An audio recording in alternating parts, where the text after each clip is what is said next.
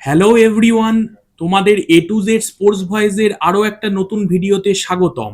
আর আজ আমরা এই ভিডিওতে আলোচনা করব যে আজকের ম্যাচ, যেটা কিন্তু সিএসকে ভার্সেস রাজস্থান রয়্যালস, সেই ম্যাচটার ফার্স্ট ইলেভেন কি হতে পারে।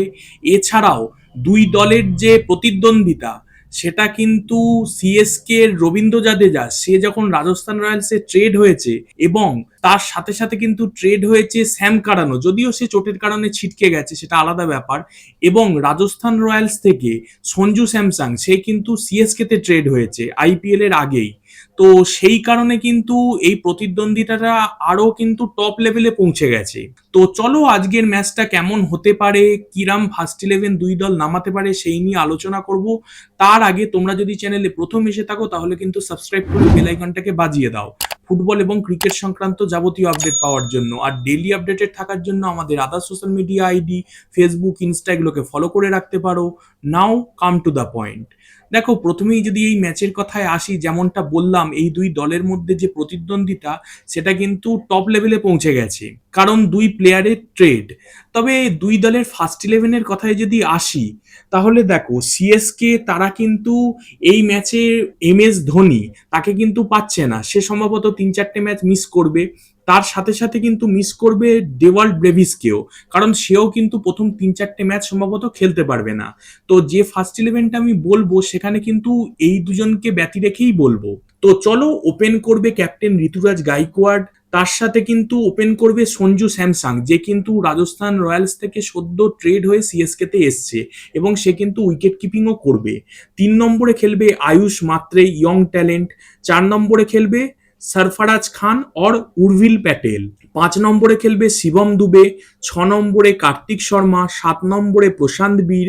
8 নম্বরে জেমি ওভারটন। 9 নম্বরে অনুশূল কম্বোজ। 10 নম্বরে নূর আহমেদ। আর 11 নম্বরে ম্যাট হেনরি। আর ইম্প্যাক্ট প্লেয়ারের জায়গাটায় খলিল আহমেদ, আকিল হোসেন, রাহুল চাহার এদের অপশনটা থাকবে। কারণ আমি যে এই ফার্স্ট ইলেভেনটা স্থির করেছি, এই ফার্স্ট ইলেভেনে কিন্তু মাত্র 3জন বিদেশি খেলছে, একজন জেমি ওভারটন, অপরজন নূর আহমেদ আর ম্যাট হেনরি।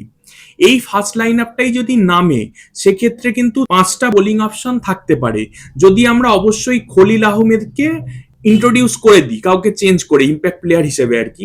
সেক্ষেত্রে শিবম দুবে তো থাকছেই পেসার হিসেবে, অনুশূল কম্বোজ থাকছে, ওভারটন থাকছে, ম্যাট হেনরি থাকছে, আর খলিল ইম্প্যাক্ট প্লেয়ার হিসেবে এলে 5টা বোলিং অপশন কিন্তু হয়ে যাচ্ছে।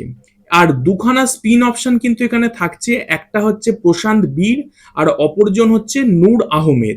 এবার এরাম যদি করা যায় যে খলিল আহমেদের বদলে আকিল হোসেন, তাকে বিদেশি হলেও কিন্তু সে এই ফার্স্ট ইলেভেনে জায়গা পাবে, কারণ আমরা 3টে বিদেশি খেলাচ্ছি। তো সেক্ষেত্রে কিন্তু 4খানা পেস অপশন হয়ে যাবে আর 3খানা স্পিন অপশন হয়ে যাবে। মানে আমরা কিন্তু আকিল হোসেনকে যদি খেলাই, সেটাও কিন্তু করতে পারি। এবার যদি রাজস্থান রয়্যালসের দিকে একটু তাকাই, দেখো রাজস্থান রয়্যালস তারা কিন্তু সঞ্জু স্যামসাংকে ট্রেড করে দিয়েছে সিএসকে তে।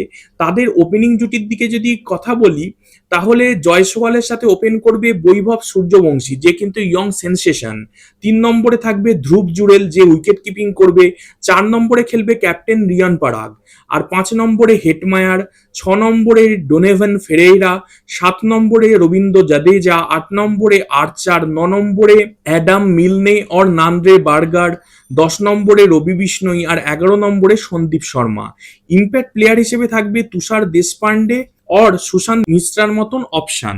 এক্ষেত্রে দেখো আমাদের 4টে বিদেশি হচ্ছে হেটমায়ার, সঙ্গে আর্চার, মিলনে অর বার্গার, আর সঙ্গে ডোনোভান ফেরেইরা। তো এটাও কিন্তু যথেষ্ট strongest first line up Rajasthan Royals এর জন্য।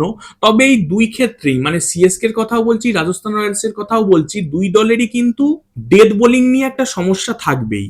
কেন থাকবে তোমাদের বলছি। দেখো সিএসকে এর ক্ষেত্রে ডেথ বোলার যে মেন ছিল নাথান এলিস, সে ছিটকে গেছে তোমরা জানো। তো সেই দায়িত্বটা কিন্তু হয়তো পালন করবে অনসুল কম্বোজ। তো সে তো এক্সপিরিয়েন্সড খুব একটা নয় আইপিএল এর মতন মঞ্চে, মানে কিছুটা ফাম্বেল করতে কিন্তু তোমরা দেখতে পেতে পারো। এছাড়াও যে সুইং বোলারের কাজটা, সেটা কিন্তু ম্যাট হেনরি, জেমি ওভারটন এরা হয়তো সামলে দেবে। সেম কিন্তু রাজস্থান রয়্যালস এর ক্ষেত্রেও প্রযোজ্য। রাজস্থান রয়্যালসেরও কিন্তু ডেথ বোলিং এর জায়গাটা আর্চারই সম্ভবত সামলাবে, আর সন্দীপ শর্মাও সামলাতে পারে। তবে আর্চার কিন্তু বিশ্বকাপে খুব একটা ভালো ফর্মে ছিল না, আর সন্দীপ শর্মা ওপেনিং স্পেলের বলটাই কিন্তু সে পারদর্শী করতে। ডেথ বোলিংটাও ভালো করে, কিন্তু কোন ম্যাচে কেমন যাবে কেউ গ্যারান্টি দিতে পারবে না সন্দীপ শর্মার ক্ষেত্রে। খুব আনপ্রেডিক্টেবল বোলার সে। এছাড়াও মিলনে বা বার্গার, তারা প্রত্যেকেই কিন্তু ওপেনিং স্পেল বা মিডফেজের বোলার, তারা কিন্তু ডেথ বোলার কেউই নয়। সুতরাং ডেথ বোলিং নিয়ে কিন্তু দুই দলেরই অল্প বিস্তর সমস্যা থাকবে। তো আজকের ম্যাচটা কিন্তু যথেষ্ট রোমহর্ষক হবে, সকলে এনজয় করব। তো চলো, ভিডিওটা যদি ভালো লাগে তাহলে সাবস্ক্রাইব করে বেল আইকনটাকে বাজিয়ে দাও, লাইক করো, কমেন্ট করো, শেয়ার করো। Thanks for watching. জয় হিন্দ, জয় ভারত।